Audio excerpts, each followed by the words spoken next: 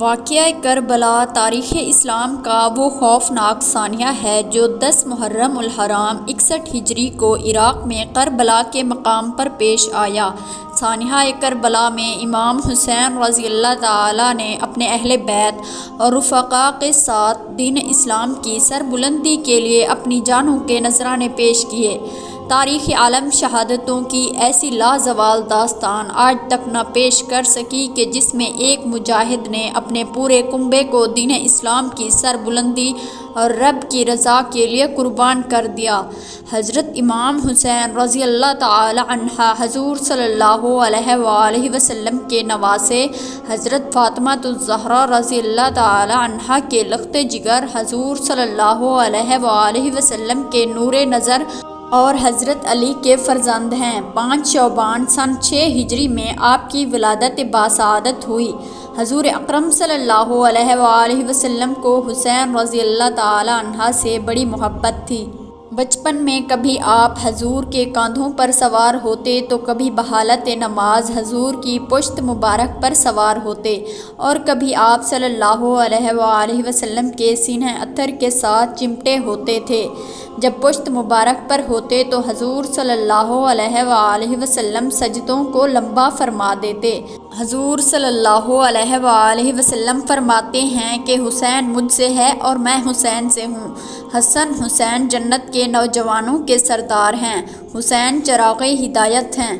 امیر معاویہ کی وفات کے وقت امام حسین مدینہ میں موجود تھے۔ یزید جب تخت نشین ہوا تو اس نے والی مدینہ ولید بن عتبہ کو حکم دیا کہ حسین رضی اللہ تعالی عنہ عبداللہ بن زبیر اور عبداللہ بن عمر سے ان کی خلافت کے لیے بیعت لی جائے۔ مدینہ والوں نے جب ان ہستیوں کو بلا کر جب یزید کا پیغام سنایا تو انہوں نے حالات کے پیش نظر مدینہ کو چھوڑ دیا اور مکہ چلے آئے۔ مکہ میں امام میں موجود تھے کہ کوفہ والوں کے خط آنا شروع ہو گئے کہ یزید تخت پر بیٹھ چکا ہے، وہ دین میں طرح طرح کی خرابیاں پیدا کرنے کا مرتکب ہو رہا ہے، اس کے فسق و فجور کو اگر نہ روکا گیا تو دین اسلام کا شیرازہ بکھر سکتا ہے۔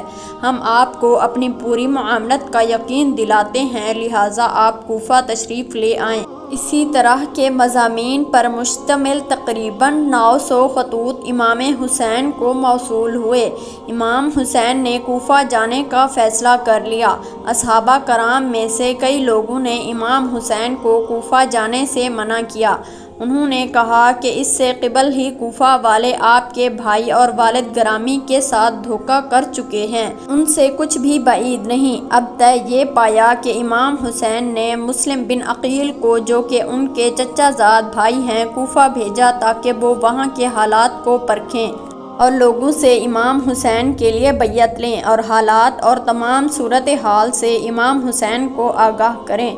امام مسلم کوفہ کے لیے روانہ ہوئے۔ کوفہ پہنچ کر مسلم بن عقیل نے مختار کے گھر پناہ لی۔ بیعت شروع ہوئی تو تقریباً 12,000 کوفیوں نے آپ کے ہاتھ پر امام حسین کے لیے بیعت کی۔ مسلم عقیل نے امام حسین کو خط لکھا کہ حالات سازگار ہیں، فوراً تشریف لے آئیں۔ امام اپنے 72 اصحاب کو لے کر کوفہ کی جانب روانہ ہوئے۔ امام کوفہ کے لیے روانہ ہوئے تو ادھر کوفہ کے حالات اچانک تبدیل ہو چکے تھے۔ مسلم بن عقیل کی بیعت کی خبر جب یزید تک پہنچی تو اس نے عبید اللہ بن زیاد کو کوفے کا والی مقرر کیا۔ عبید اللہ بن زیاد ظالم ترین شخص تھا۔ اس نے کوفیوں کو ڈرایا دھمکایا اور کہا کہ جس نے بھی یزید کی بیعت توڑی تو میں کوڑے اور تلوار سے کام لوں گا۔ کوفیوں نے بدلنا شروع کیا اور بیعت سے پیچھے ہٹ گئے۔ اسی دوران امام مسلم اکیلے رہ گئے اور جاسوسوں کے سبب گرفتار ہوئے۔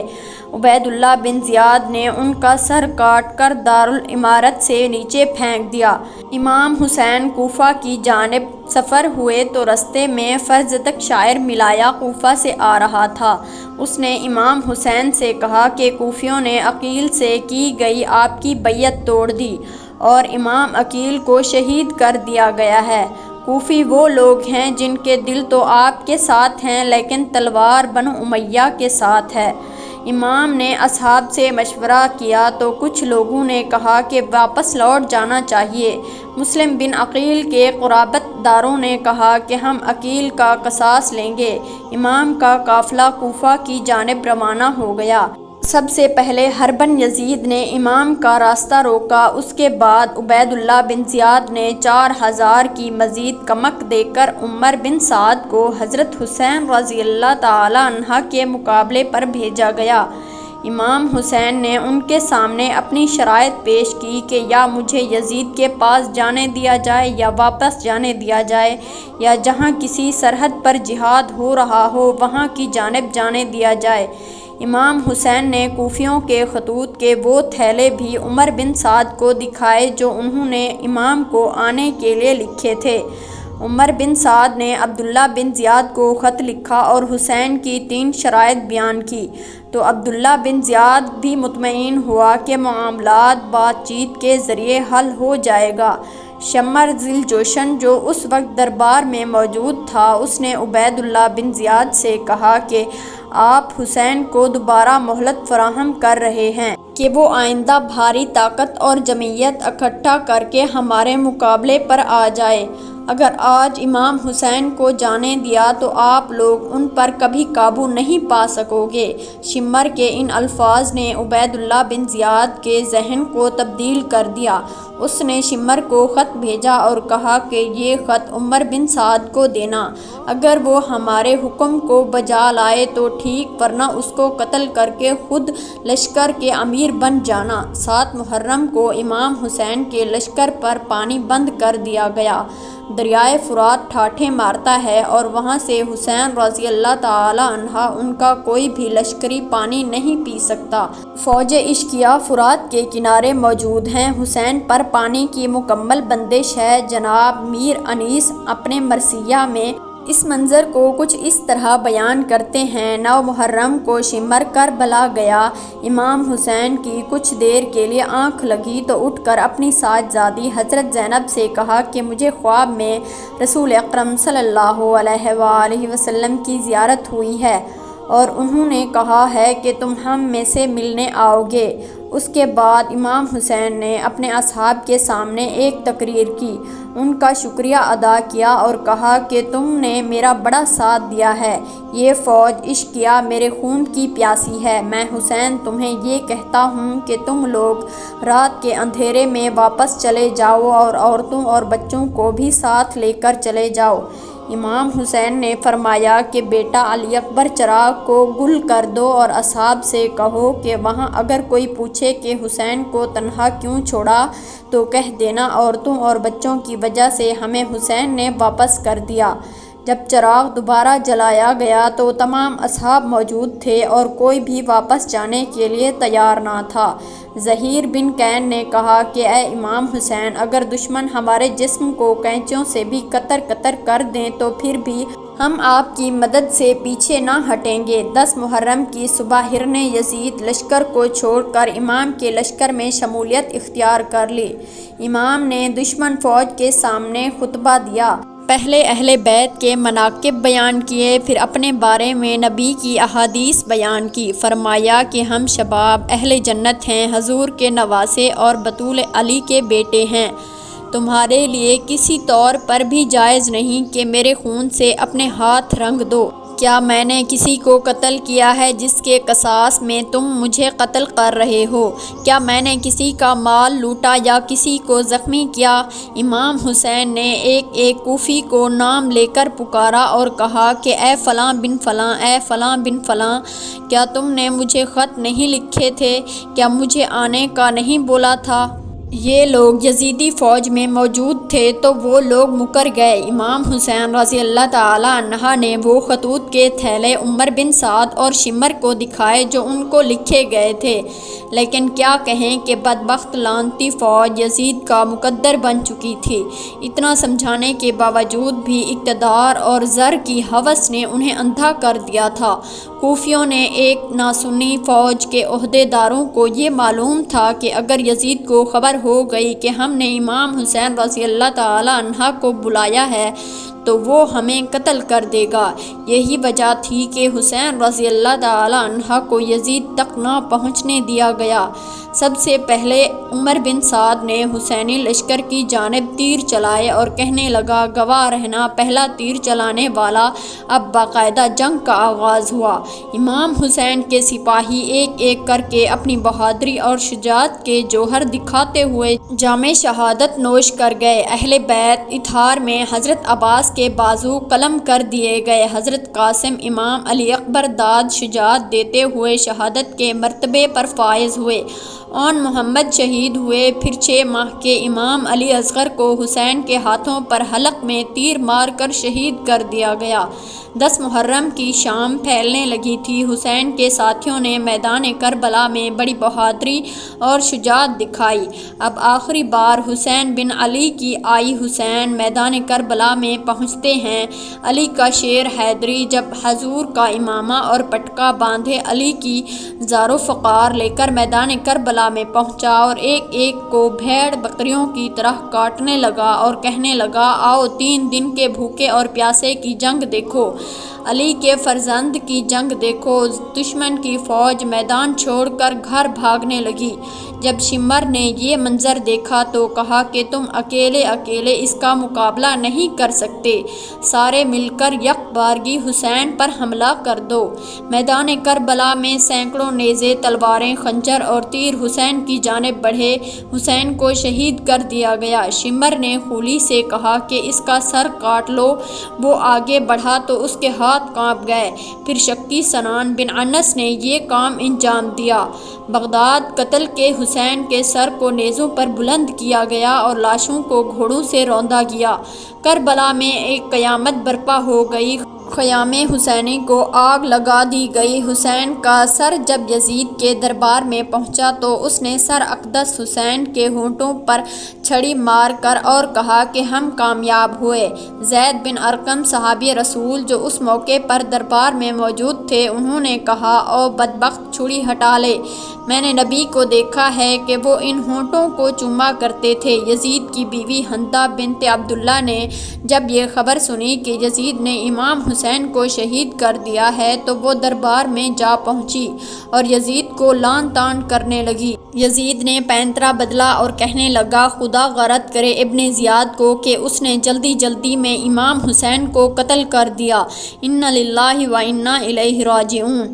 جب حضرت حسین رضی اللہ تعالی عنہ کا کٹا سر لے کر ان کی بہن زینب مدینہ پہنچی، کربلا کے میدان میں حضرت حسین کا سر کاٹ کر دشمنوں کا لشکر اپنے بادشاہ یزید کے محل کی طرف چلا۔ محل میں ایک فوجی نے یزید کے سامنے حضرت حسین رضی اللہ تعالی عنہ کا کٹا سر رکھ دیا۔ حضرت حسین کا کٹا سر دیکھ کر یزید بہت خوش ہوا اور پھر اس نے اپنے ہاتھ میں ایک چھڑی لے کر حضرت حسین کے سر پر ماری اور کہنے لگا کہ اے لوگو، دیکھ لو، جو بھی میری مخالفت کرے گا اس کا یہی انجام ہوگا۔ حضرت حسین رضی اللہ تعالی عنہ کے سر کی ایسی بے حرمتی دیکھ کر دربار میں موجود ایک یہودی کہنے لگا کہ اے لوگو، میں حضرت داؤد علیہ السلام کی نسل سے ہوں اور 14 پشتوں کے بعد میرا نسب حضرت داؤد علیہ السلام سے ملتا ہے، تو اے لوگو، میرے اور حضرت داؤد علیہ السلام کے بیچ میں 14 پشتوں کا فاصلہ ہے، پھر بھی میری قوم کے لوگ میری بہت عزت کرتے ہیں، اور ایک تم لوگ ہو کہ اپنے ہی نبی کے نواسے کا سر کاٹ دیا اور آج دربار میں بیٹھ کر اس کے ساتھ ایسی بے حرمتی کر رہے ہو، تم کیسے اپنے نبی کے سچے عاشق ہو؟ حضرت حسین رضی اللہ تعالی عنہ کی بہن حضرت زینب اپنے بھتیجے امام زین العابدین کو پکڑ کر روئے جا رہی تھی اور اپنے بھائی حضرت حسین کے کٹے سر کی بے حرمتی دیکھ کر اللہ سے فریاد کر رہی تھی کہ تبھی یزید نے حضرت زین العابدین سے کہا کہ تم نے دیکھ لیا نا، تیرے باپ نے میری مخالفت کی تو اللہ نے اس کا کیا انجام کیا۔ اس پر حضرت زین العابدین نے قرآن کی ایک آیت پڑھ کر جواب دیا کہ اے یزید، دنیا میں جو کچھ بھی ہوتا ہے سب میرے اللہ کے حکم سے ہوتا ہے، تو یزید نے جواب دیا کہ یہ سب کچھ تم لوگوں کے ہی کرتوتوں کی وجہ سے ہوا ہے۔ اور پھر یزید نے حضرت زینب کے ہاتھ میں ان کے بھائی حضرت حسین کا سر رکھتے ہوئے کہا کہ اب تم لوگ عزت کے ساتھ اپنے گھر مدینہ جا سکتے ہو۔ اور پھر حضرت زینب روتی ہوئی اپنے گھر والوں کے ساتھ مدینہ کی طرف چل پڑی۔ حضرت زینب سارے راستے بھر اپنے بھائی حضرت حسین کا کٹا سر دیکھ دیکھ کر روتی جا رہی تھی۔ آخر یہ لوٹا ہوا قافلہ کئی دنوں کے سفر کے بعد مدینہ پہنچا۔ جب لوگوں کو خبر ہوئی کہ دشمنوں نے حضرت حسین رضی اللہ تعالی عنہ کا سر کاٹ دیا ہے تو لوگوں میں کہرام مچ گیا اور ہر گھر سے رونے کی آوازیں آنے لگیں۔ سارے مدینے کے لوگ سمٹ کر حضرت زینب کے پاس پہنچے۔ حضرت زینب بہت خاموش تھی، کسی سے بات نہیں کر رہی تھی۔ حضرت حسین کا کٹا سر ان کے ہاتھوں میں تھا اور آنکھوں سے آنسو جاری تھے۔ اچانک حضرت زینب اپنے بھائی حسین کا کٹا سر لے کر اپنے نانا حضور صلی اللہ علیہ وآلہ وسلم کی قبر کی طرف چل پڑی۔ جب حضرت زینب حضور صلی اللہ علیہ وآلہ وسلم کی قبر پر پہنچی تو آنکھوں سے بے اختیار آنسو بہنے لگے، اور پھر انہوں نے حضور صلی اللہ علیہ وآلہ وسلم کی قبر کے پاس حضرت حسین کا کٹا سر رکھتے ہوئے ایسے الفاظ کہے کہ جنہیں سن کر سارے مدینہ والے رونے لگے۔ حضرت زینب نے حضور صلی اللہ علیہ وآلہ وسلم کی قبر کے سامنے کھڑے ہو کر کہا کہ اے میرے نانا جان، کاش کہ آپ زندہ ہوتے تو دیکھ لیتے ہیں کہ دشمنوں نے آپ کے پیارے حسین کا کیا حال کیا ہے۔ اسے قتل کر دیا اور اس کے جسم پر گھوڑے دوڑا دیے، اور جب اس سے بھی دل نہ بھرا تو دشمنوں نے آپ کے پیارے حسین کا سر ہی کاٹ دیا۔ حضرت زینب اپنے نانا حضور صلی اللہ علیہ وآلہ وسلم کی قبر کے سامنے کھڑی فریاد کر رہی تھی اور آنکھوں سے مسلسل آنسو جاری تھے۔ مدینہ والے بھی سب پیچھے کھڑے حضرت زینب کی دکھ بھری فریاد سن کر رو رہے تھے۔ آخر شام ہوتے ہوتے حضرت حسین کا کٹا سر ان کی امی حضرت فاطمہ رضی اللہ تعالی عنہا کی قبر کے بغل میں دفن کر دیا گیا۔ جن لوگوں نے حضرت حسین کو اس بے دردی کے ساتھ قتل کیا تھا تو اللہ نے ان سبھی لوگوں کو اس دنیا میں سزا دی۔ کربلا کے میدان میں دشمنوں میں سے ایک آدمی کے جس کا نام ابن جویرہ تھا، اس نے حضرت حسین رضی اللہ تعالی عنہ کو پکار کر انہیں گالیاں دی اور برا بھلا کہا، تو حضرت حسین نے اس کے لیے بد دعا کی اور کہا کہ اے ابن جویرہ، اللہ تیرے جسم کے ٹکڑے ٹکڑے کر دے۔ اور پھر اسی وقت ابن جویرہ کا گھوڑا پاگل ہو کر ادھر ادھر بھٹکنے لگا۔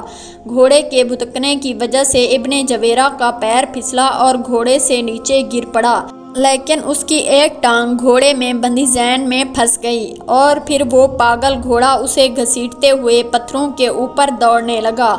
وہ گھوڑا ابن جویرہ کو گھسیٹتا ہوا اتنی تیزی سے دوڑ رہا تھا کہ پتھروں کی چوٹ سے ابن جویرہ کا جسم کٹ کٹ کر گرنے لگا، اور آخر اس کا سارا جسم کٹ کر ختم ہو گیا۔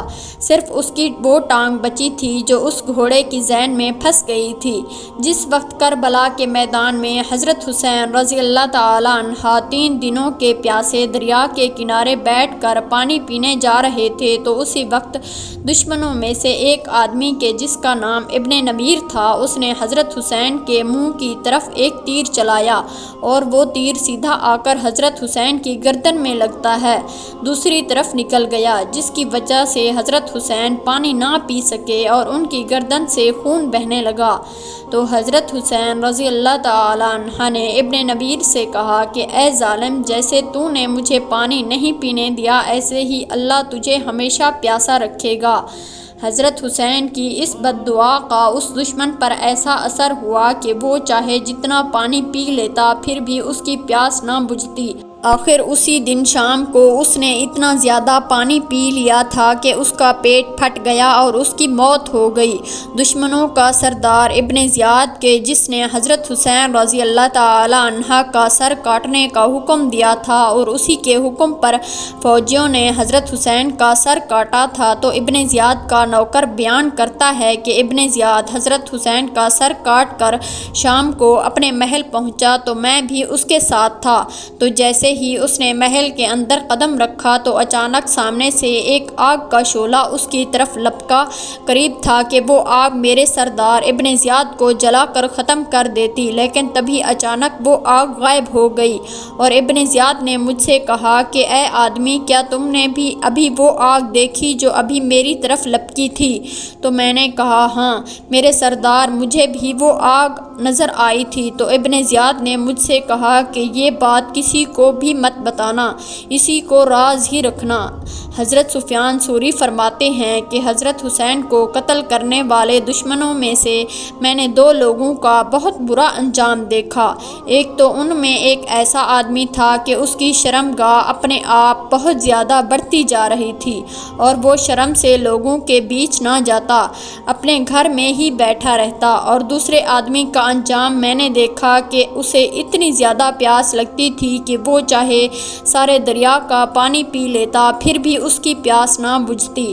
آخر ایک دن اس نے اتنا زیادہ پانی پی لیا کہ اس کا پیٹ ہی پھٹ گیا اور اس کی موت ہو گئی۔ حضرت ابو قبیل فرماتے ہیں کہ کربلا کے میدان میں دوپہر کے وقت حضرت حسین کو شہید کیا گیا تھا۔